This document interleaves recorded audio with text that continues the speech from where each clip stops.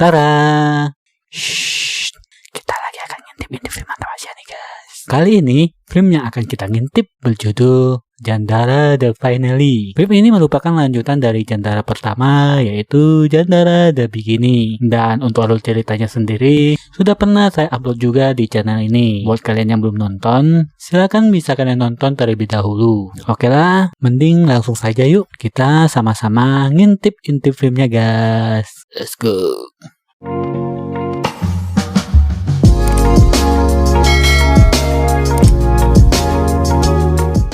Di awal film, kita diperlihatkan seorang jandara tua yang sedang tertidur. Kemudian datang Ken tua menghampiri dirinya. Lalu mereka berdua pun melanjutkan cerita masa lalunya. Diceritakan bahwa mereka sampai kepijit pada tahun 1932. Mereka lalu bertemu dengan nenek Jan yang sudah tua dan renta. Di sini neneknya menceritakan masa lalunya. Dia sangat menyesal telah memilih Wisna sebagai suami Dara. Selain itu, dia juga menyanggupi semua syarat dari Wisna untuk memiliki semua harta kekayaan dan semua bisnis keluarga ini agar Wisna mau menikahi dan bertanggung jawab kepada Dara. Lalu neneknya berencana untuk membalas dendam kepada Wisna, sekaligus merebut kembali kekayaan menjadi haknya. Di sini Jan dan Hyacin masih sering saling mengirim surat satu sama lain. Kehidupan mereka di sini juga sangat jauh berbeda dengan yang di Bangkok. Di sini tidak ada pelayan muda dan cantik. Yang ada cuma pelayan tua dan keriput. Hingga suatu malam, Ken yang emang seorang kentuar sejati ini curhat ke Jan kalau dia sudah tidak tahan lagi pingin mantap-mantap. Lalu dia dikasih uang sama Jan untuk pergi jajan micet. Sesampai di Ojo, dia dilayanin wanita yang bernama Patum. Ternyata dulunya Patum adalah seorang pelayan keren pijit. Dia lalu menceritakan apa yang sebenarnya terjadi pada Dara di masa itu. Sebenarnya yang diperkaos dalam aksi pencurian itu adalah Patum sendiri, bukan Dara. Dia diperkaos oleh dua orang rekannya Jom. Sedangkan Jom dan Dara marah bermesraan layaknya sepasang kekasih. Patum yang berhasil kabur dari sana lalu melaporkan hal itu kepada polisi. Sejak itulah dia tidak pernah lagi melihat Jom dan teman-temannya. Dia yakin kalau Jom tidak memperkaos Dara. Mengetahui hal tersebut, Ken lalu bergegas pulang untuk memberitahukan perihal itu kepada Jan. Atas informasi dari Patum, keesokannya mereka pergi ke rumah di mana Jom tinggal. Tapi Jom sudah tidak ada lagi di sana. Lalu mereka pergi mendatangi polisi Kapten Ruang Jos yang menangani kasusnya Dara. Tapi setiba di sana, mereka juga tidak menemui Ruang Jos karena dia sudah pensiun sejak 17 tahun yang lalu. Untungnya polisi yang mereka temui ini adalah keponakan Ruang Jos sendiri. Lalu mereka pun dibawa untuk pergi menemui Ruang Jos. Sesampai di sana, Jan memohon agar Ruang Jos mau memberitahukan siapa ayah dia yang sebenarnya. Ruang Jos lalu menceritakan semua yang dia ketahui. Jadi, dulunya ini Jom dan Ruang Jos berteman baik. Ruang Jos juga jatuh cinta kepada Dara. Hingga suatu hari, Ruang Jos kaget ketika mendapatkan laporan dari Patum kalau Dara dicuri oleh Jom. Sesampai di TKP, dia menangkap dua rekannya Jom dan menemukan Dara yang sedang ketakutan. Polisi juga mendapatkan informasi dari dua rekannya Jom. Jadi faktanya, dulu keluarga Dara dan Jom bersaing dalam bisnis. Kekayaan keluarga Jom telah diambil oleh keluarganya Dara. Alasan itulah Jom menginginkan Dara untuk mengandung anaknya sebagai penebus kesalahan keluarga Dara. Dara yang bersedia dihamili Jom, akhirnya mereka berdua membuat adonan dede bayi selama 2 minggu berturut-turut.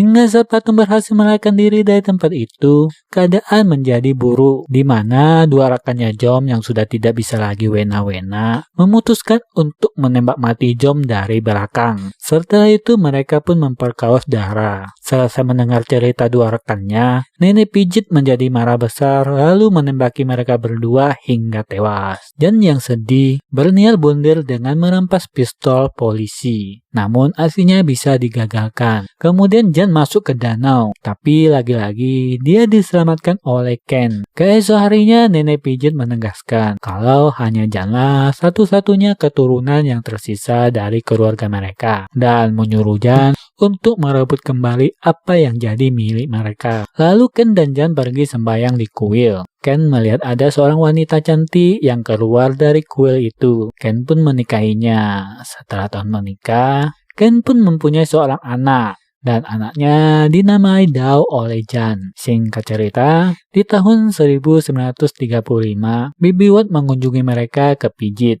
Bibi Wat bilang kalau Keu sedang hamil. Lalu Bibi Wat pun mulai bercerita. Jadi pada tahun lalu, saat Wisna dan Madam pergi ke luar negeri, membuat Keu jadi semakin bebas. Hingga Keu selalu mengadakan pesta asalahe hampir setiap malam bersama semua pelayan muda-mudi di sana. Keu juga sampai menggoda Kajon melakukan pop hampir setiap hari. Di mana ada kesempatan, mereka pun olahraga wena-wena kapanpun mereka mau. Nah, ketika Wisna dan Madam sudah pulang, Kajon dan Keu memberitahukan semuanya. Dan mereka juga mengakui kalau Keu sudah hamil 3 bulan. Mendengar kabar itu, Wisna jadinya sangat gembira. Tapi beda dengan Madam yang kelihatan tidak senang. Madam lalu memberitahukan hal yang sebenarnya, bahwa Kajon adalah anaknya Wisna. Jadi sebelum Madam menikah, dia sudah mengandung benih dari Wisna. Itu artinya Kajon dan Keu adalah kakak adik, dan mereka tidak boleh menikah satu sama lain.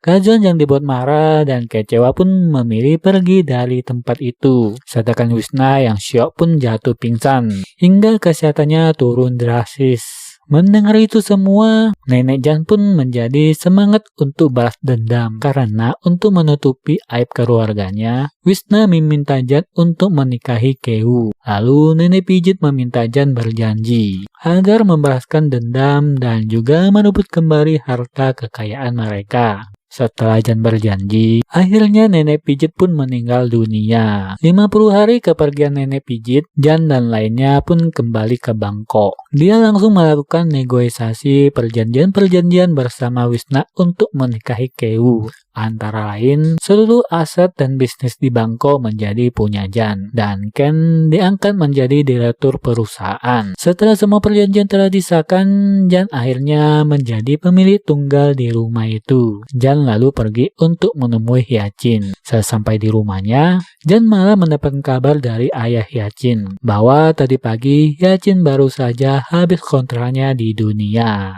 Jan pun tidak kuasa menahan sedihnya. Singkat cerita, hari pernikahan pun tiba. Jan menjadi sangat bahagia karena sebentar lagi dia akan berhasil merebut semua kekayaan keluarganya dari Wisna. Malamnya, Keu yang masih benci Jan tidak mengizinkan Jan untuk menyentuh dirinya. Jan lalu pergi ke ruangan Madam. Di sana mereka pun bercocok tanam. Setelah selesai, Madam meminta Jan berjanji agar tidak menyakiti Wisna sampai mati. Jan pun mengiyakannya. Singkat cerita, Keu pun sudah melahirkan. Ketika Wisna ingin melihat cucunya, dia dihadang Jan dan disuruh kembali ke tempatnya. Tapi di sini Jan mengurus bayinya dengan penuh kasih sayang. Jan lalu memberikan nama Predara kepada bayinya. Setelah 6 tahun kelahir Predara, di sini baru diketahui kalau anak Keu mengalami kelainan. Dia memiliki keterbelakangan mental. Yaitu karena orang tua anak itu kan memiliki hubungan saudara. Oke, next. Mendapat pernyataan itu, Jan jadinya sangat terpukul. Dia berjanji akan menjaga Predara dan tidak akan meninggalkannya. Lalu pada tahun 1941, Jepang mendapatkan izin melewati Bangkok. Wisna yang takut akan pecah perang dan panik terhadap bisnis mereka, berencana memindahkan bisnis mereka ke Pijit. Saat Wisna berniat ingin memberitahukan hal tersebut kepada Jan, dia malah melihat Madam lagi kuda-kudaan bersama Jan. Hal itu membuat Wisna kaget dan tubuhnya kembali ambruk, hingga membuat dia menjadi lumpuh total. Bibi Wat yang sudah tidak kuat lagi dengan semua kejadian ini, memilih untuk kembali ke Pijit. Malam harinya, Madam tidak ingin lagi melanjutkan hubungannya dengan Jan, karena telah menyebabkan terlalu banyak penderitaan. Jan tidak menerima semua itu, menjadi kecewa dan marah. Lalu dia pergi memperkaos Keu. Setelah itu dia pergi di mana tempat Wisna berada. Dia lalu mencambuk dan melempari gelas ke kepala Wisna. Keesokan harinya, Ken yang tahu kalau semua itu perbuatan Jan merasa kecewa atas tingkah laku Jan. Jan yang tidak terima lalu marah dan menghina Ken. Ken pun pergi dari sana hingga membuat Jan semakin stres dan sedih karena semua orang meninggalkan dia. Jan pun jadi sadar.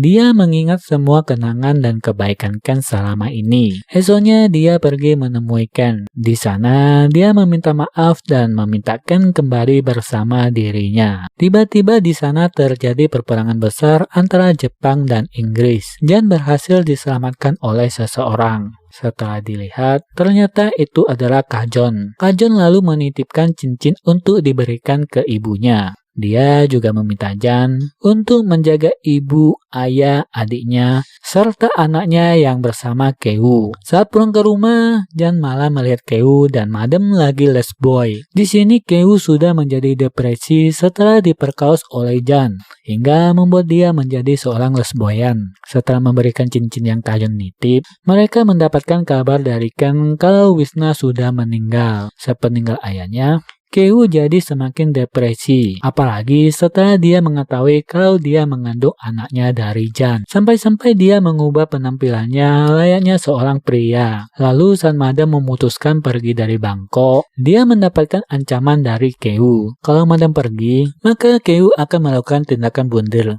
Madam yang tidak menganggap serius tetap memutuskan pergi dari Bangkok. Setelah kepergian Madam, Keu berteriak ke Jan kalau sampai kapanpun Jan tidak akan pernah bisa melihat anak yang ada dalam kandungannya.